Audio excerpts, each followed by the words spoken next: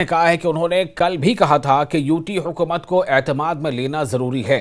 निजामुद्दीन भट्ट ने कहा कि उमर अब्दुल्ला ने कहा कि वो इससे वाकिफ नहीं है तो ये बड़ी बदकिस्मती है। भट्ट ने कहा कि हमने कुर्बानियां दी हैं और हम इस मुल्क के शहरी हैं। मैंने कल ही इस पे टिप्पणी करते हुए कहा था कि there was a necessity to take UT government into confidence. बहुत ज़रूरी होता है क्योंकि सब कुछ इसी सरजमीन पे होना है और इन्हीं लोगों के साथ होना है और इन्हीं लोगों की सरकार को अगर आप एतमाद में नहीं लेते हैं तो ये मुझे नहीं लगता कि कानून, आइन और अखलाक के मुताबिक है।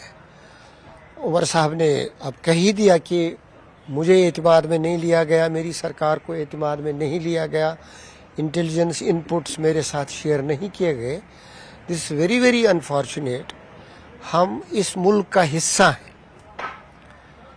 हमने इस मुल्क का झंडा ऊंचा रखने के लिए कुर्बानियां दी हैं कश्मीर के लोगों ने, जम्मू कश्मीर के लोगों ने, और बड़े फख्र से कहते हैं कि इस बड़े मुल्क का हिस्सा है।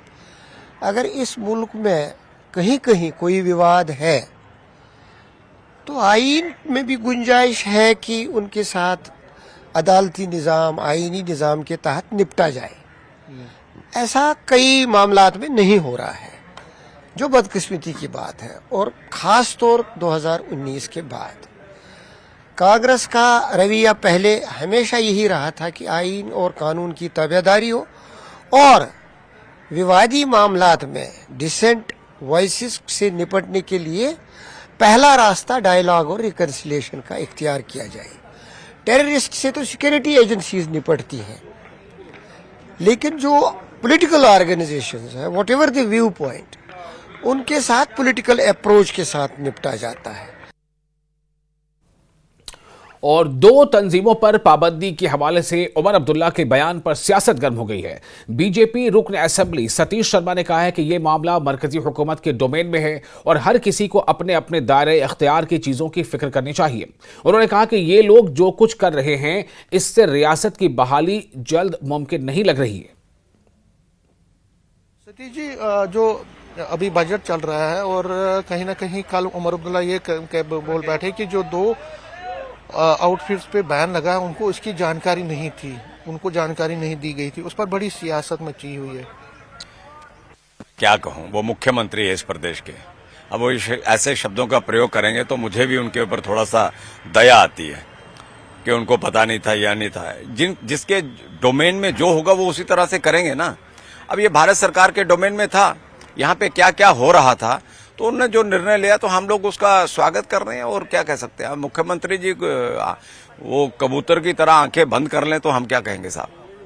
नहीं, वो कह रहे हैं कि जो दो बैन हुई हैं, दो जो अवामी एक्शन कमेटी और इत्तेहादुल मुस्लिमीन, वो बैन हुई है, उनको उसकी जानकारी नहीं दी गई थी। इसका मतलब है कि सेंटर ने उनको लूप में नहीं लिया था। नहीं, ये तो केंद्र का विषय है।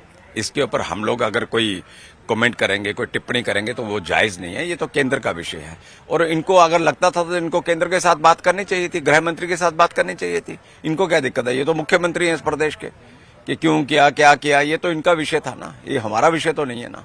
अपने अपने डोमेन की चिंता करनी चाहिए, मुझे तो ये लगता है। कहीं ना कहीं तो इससे फिर लग रहा है ना कि जो उनकी डिमांड है कि यहाँ स्टेटहुड होना चाहिए, यहाँ पे हमें पावर ज्यादा मिलनी चाहिए, तो कहीं ना कहीं वो देखिए भाई साहब, आप मुझे ये बताइए, ये जो इस सदन के अंदर हो रहा है, ये स्टेटहुड आपको लग रहा है कि दिख रहा है? कैसे कैसे शब्दों का प्रयोग हो रहा है, क्या तलखियां यहाँ पे आ रही हैं, तो ये मुझे लग रहा है कि ये और दूर जा रहे हैं, लेने की बजाय ये काफी दूर जा रहे हैं। मुझे तो नहीं संभावना लग रही है, ऐसी संभावना नहीं लग रही है साहब। पाकिस्तान के विषय में बात करेंगे, अलगाववादियों से बात करें, जो लोग जोधपुर की जेलों में उनको यहां लाएं, वो -15 के टेम्परेचर में नहीं रह सकते, उनको पता नहीं कौन सा टेम्परेचर चाहिए। वो भारत सरकार को पता है कि किसको क्या चाहिए, वो करेंगे, आप निश्चिंत रहिए उसके लिए।